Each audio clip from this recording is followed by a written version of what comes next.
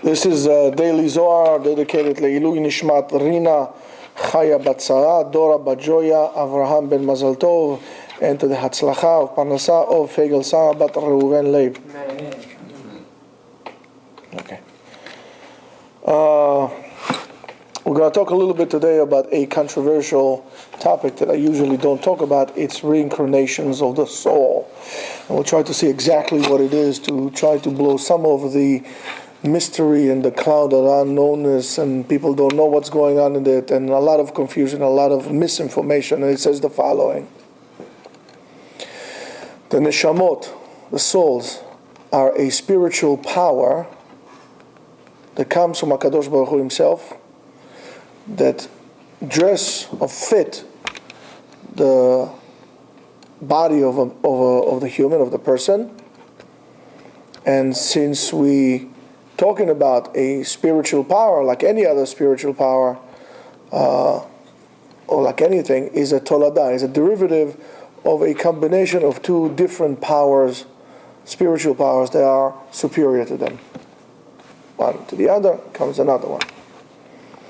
The neshamot are a tolada, a derivative of, according to Kabbalah, zivug hapartzufim, those what they call in Olam Kabbalah, different concept, without getting into it right now, of what is the difference between partzuf and so on and so forth. Zivug hapartzufim of ze'er ampin v'nukba, they come in zachar v'nekeva, they coming together in the world of Atzilut. In Kabbalah there are four different worlds. Atzilut, where the light is being shattered. Atzilut, not noble. Atzilut mishum leha atzil, mishum tzel, of the Kadosh Baruch Hu into this world, like a filter. After Atzilut we have Bria, creation. That's all where things are created. After Bria we have Yetzirah, which is the world of formation. And then we have, finally, where it comes down to this world, it's Olam HaAsiyah, the world of action. That's why we, in this world, it is impossible for us to create things. We can't create. I mean, I could take something and make something of it, but there will be forming, there will not be creation. And we'll see exactly what is creation. He's making something out of nothing, and that is not something that any human being or any entity in this world could. The only one who could is God. God creates, man forms and shapes through action. That's why you cannot shape things if you don't do an action. If you want to change something, you have to act upon it. You can't wait for things to change if you choose to do nothing about it. And it says, generally speaking, we can say that all the souls were included in Adam HaRishon, the first man, Adam HaRishon, when he was created, when? On Erev Shabbat. But since Adam and Chava were not created at that point, Ela mibchinat achor be'achor, they were back to back, that's how they were created. Nechshav she'abriya ita chasera. The Bria was considered to be incomplete, it was missing. And that's why we need to fix it. It was missing, it wasn't complete, not because of lack of ability, chas v'shalom of HaKadosh Baruch Hu, but rather in order to give us humans a chance to be parts in creation. But it was created back to back. Adam and Chava were united in the back, through the back to back. Pirush ha'inyan, Adam v'Chava were the symbol of those partzufim, Zachar and Nukba, right? Male and female together. So when we say that Adam v'Chava at that time was achor be'achor, back to back, in other words, it means that the zivug, that unification, was not complete.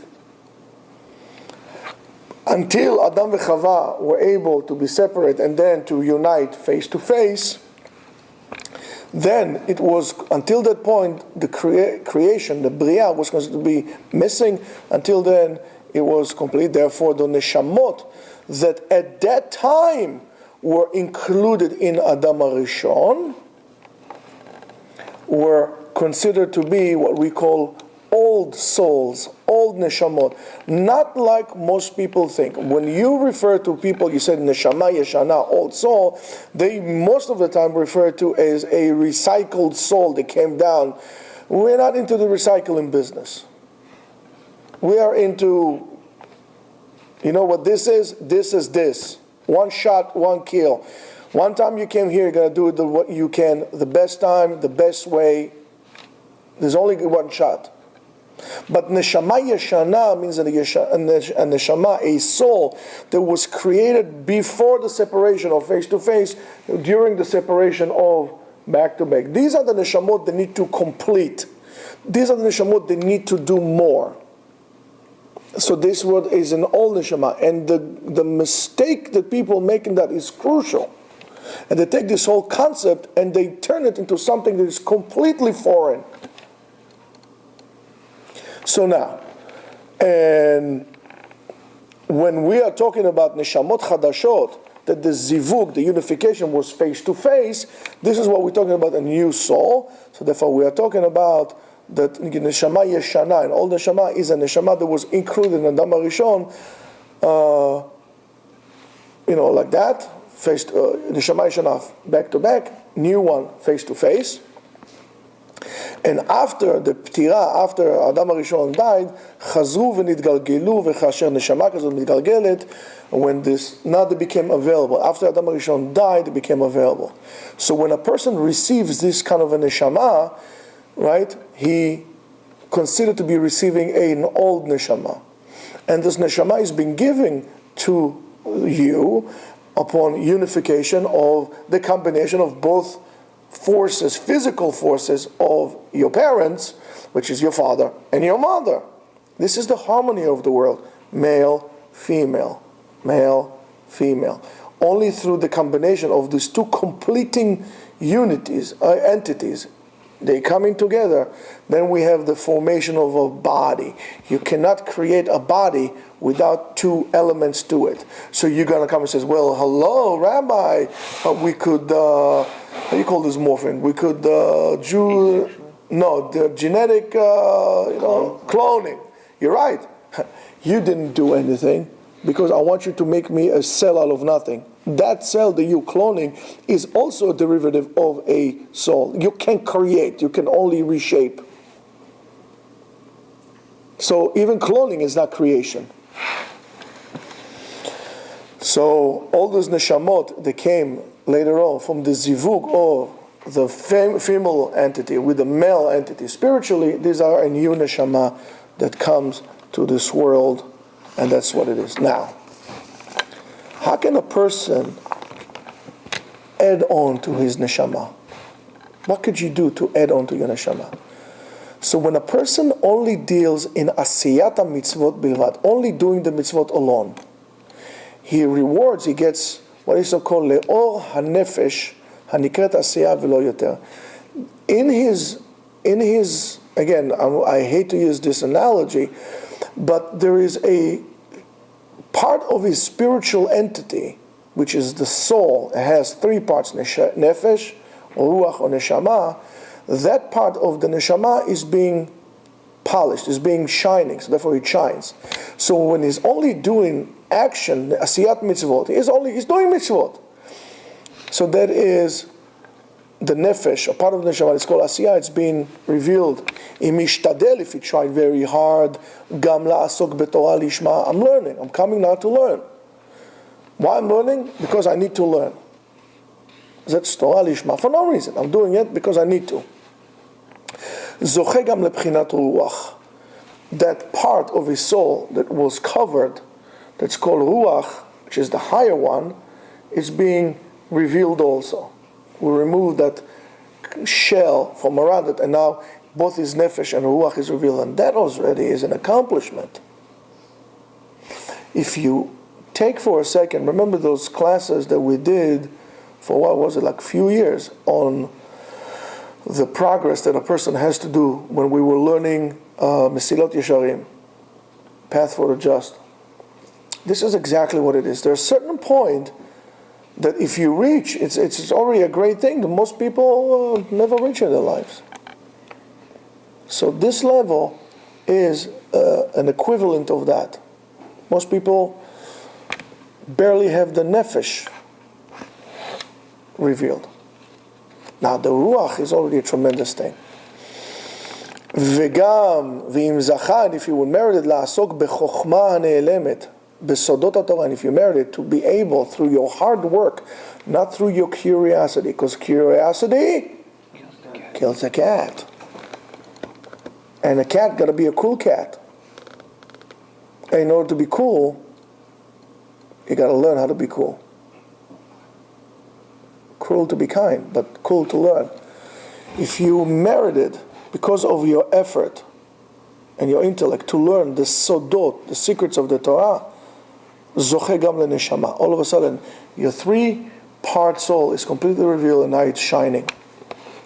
So when the person has bechinat nefesh bevad, when he has only that nefesh, megia lav hashefa, the abundance comes from the word, from the name of Hashem, which is Shem Adnut, Aleph, Daled, Nun, and Yud only. Im Zohar, if you got the hashpa'a of the ruach, if you got to reveal the ruach also in its shining, you get your hashpa'a, you get your abundance from the name of Havaya, the Yud Kei Vav Kei. V'im Zohar neshama, and if you're rewarded to have your part, your segment of your soul, neshama, to be lit, you are merited with the abundance from the Shem Ehiyeh.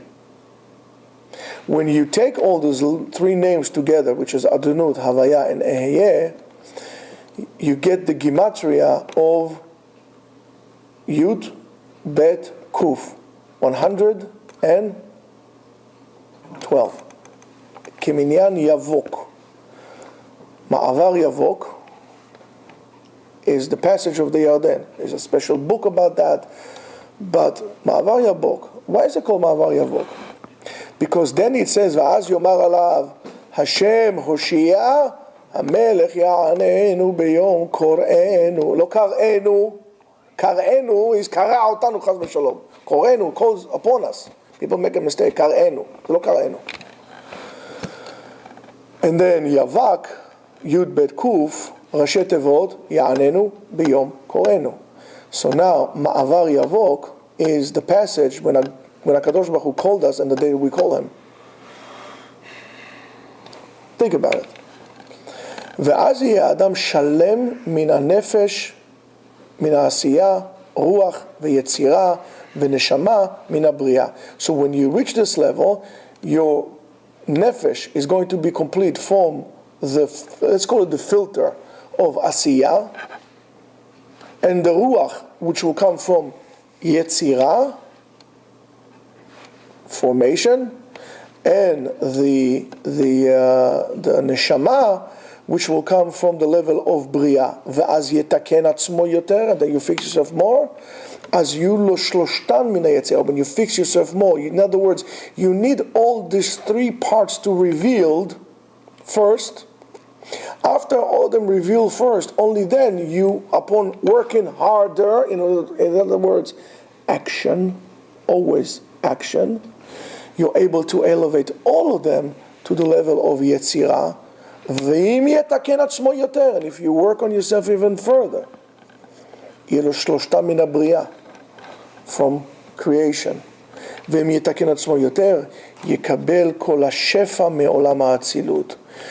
going to get all the abundance from the world of Atzilut. Rabotai, if you ever needed to know, why am I so much against tranquilizers, so on and so forth? Why it does not make sense. People talk such nonsense. The Chachamim were doing drugs. It's shtuyot. You need to have such a clarity of the mind and such situational awareness of knowing exactly what is happening, what exactly you're doing in all given time. You can, see, it agrees with me. You can be sedated. You have to have the clarity, because it cannot be done when you are off. If you think that you're going to get what they call a labor dick, you become happy, and you find Hashem closer by having a little, the bitter drink, a little drinking, a little tipsy, you're wrong. Or a little Bob Marley style, you're wrong. You gotta have the clarity of a super ninja Delta Force, of an F-15 pilot.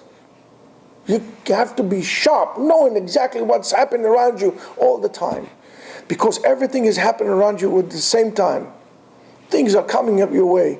And you need to be able to know, to take everything and to elevate it. This is happening here, not to have a collision.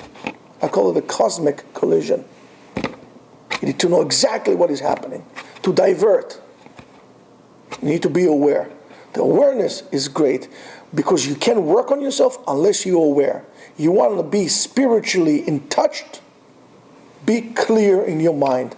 And clarity of the mind also works from learning. And that's why I'm so sometimes hard on you guys when I say to you, no, this is not it. Don't divert, don't divert, don't divert. Clear, clear, clear, clear. Later on, we can sit down over a cup of coffee and we can talk about other things, option, this and that. But right now, when we're learning, let's have the focus on what is the reason. As we did today, for example, when we learned the Gemara about the Eichal and Mikdash and the Eruvim, this whole concept. That's exactly what it is. You need to have a clarity of the mind, precision. Therefore, nimtza she'adam shepaga benishmato, a person that harmed his soul in bchinat hanefesh, when you affect this, you need to fix it. V'zeoto adam yakpid, and all of a sudden you find yourself having a tendency to do this, to do that. With pagam, you did it, not somebody before. When somebody, I have a hard time relating to what my grandparents did. I could relate to something if there was such a reincarnation, my soul came, what have to do with me?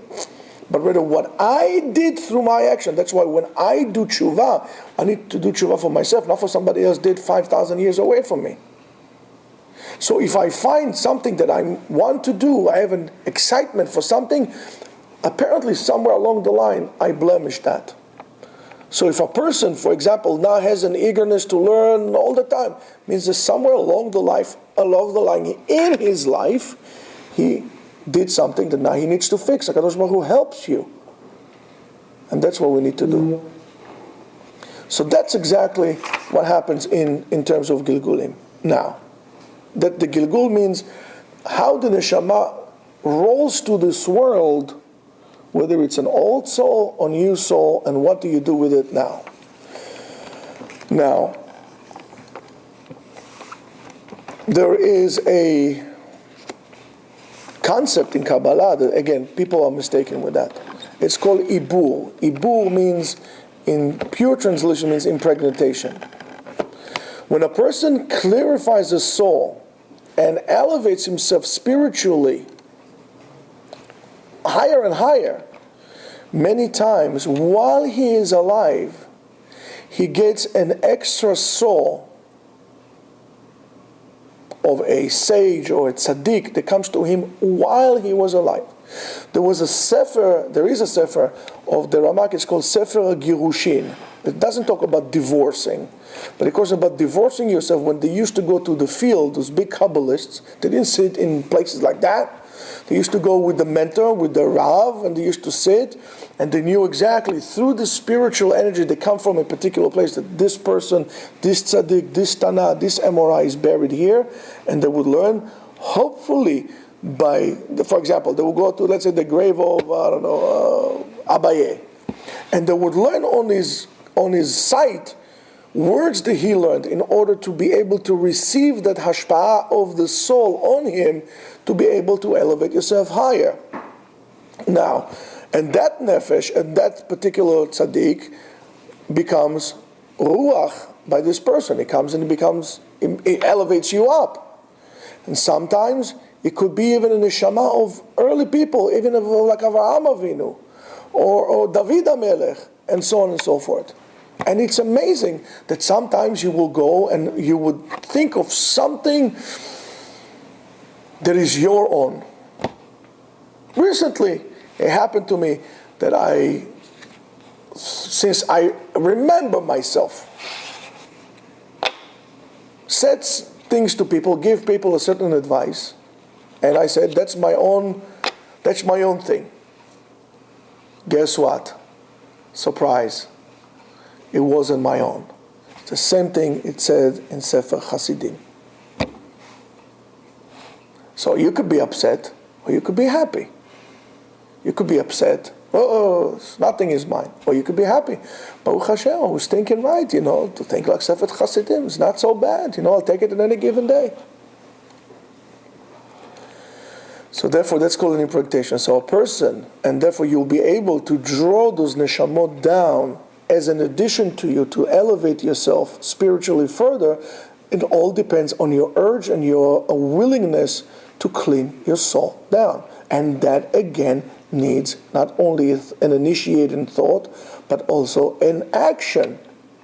So you can have this portion of that soul, of this great soul coming down, because you connect, again, depends on your ability to clean yourself up to that. And that's what Chazal says, En lechador she'en bo ke'Avraham Avinu. There's no generation that it doesn't have among himself people like Avraham, like Yitzchak, like Yaakov, like Moshe, like Shmuel. In every generation there are people who, through that willingness and eagerness to work and to clean themselves up, get a part of the neshama of Avraham Avinu. And all of a sudden, he does things, and every generation has it. And that kind of sits along, if you remember what I told you last night about Mashiach and so on and so forth. So therefore, that's what we call what people refer to as Gilgul, happens while you are alive and you get a neshama of a tzaddik. Now, if you remember what we talk about anger, when a person gets very angry to the point that he loses himself out, when the pure neshama cannot sit in this body anymore, leaves it open, and you don't know what neshama, you can get Bilam, I don't know, inside of you. And you say, oh my goodness, what happened to me here? So this is how the neshamot come down. So this is how we refer to what is called Gilgul Neshamot. How do you roll the Neshamot from up there here? That's why it's very important at the time of intimacy between husband and wife to be at utmost purity. With all due respect to Victoria's Secret and Company, we have nothing to do with that. It's lo shayach lanu. Because for us, this act of husband and wife together is a first and utmost and should be only a spiritual act. And we forget and we miss an opportunity to bring down to this world a pure neshama. But when we don't able to bring down a pure neshama, it's like a lost game before you even started. And then the work is very hard to try to clean this neshama. We are not fair to our children who weren't even born yet. That's why they say, Chazal tells us, the education of your child starts before he was born. It starts with you. If you came to the rabbi upon the birth of your child in a question of how should I educate my son, and you're about 25 years old, the rabbi would answer you, you're 25 years too late.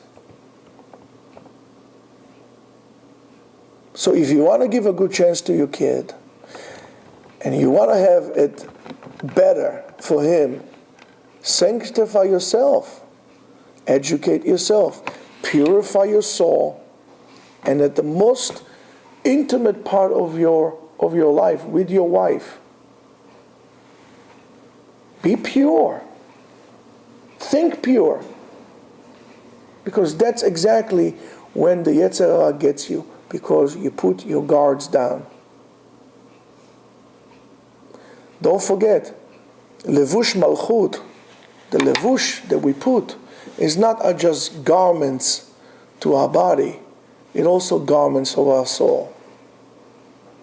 So as much as you bother to buy yourself clean clothing and expensive clothing, be very careful to do the same thing to your neshama. Slowly, slowly, you clean your soul, segment after segment. Don't stop until you reach such a high level that you're going to get a neshama, an additional neshama that's going to give you a boost in spirituality. That is Gilgul Neshamot. Gilgul Neshamot is how we roll the dice down here. not how we roll on to an endless path of helpless acts basically it's an impossible act. Gilgul Neshamot is done here, and it's done right now. How are we going to roll the neshama from up there down here in order to purify our soul, segment after segment, in order to have our children pure, our houses pure, this world pure. And Be'ezrat Hashem, and B'zchut Zeh, nireh b'viat Mashiach Sidkenu b'mehera. Amen. K'nihi Ratzon. Amen.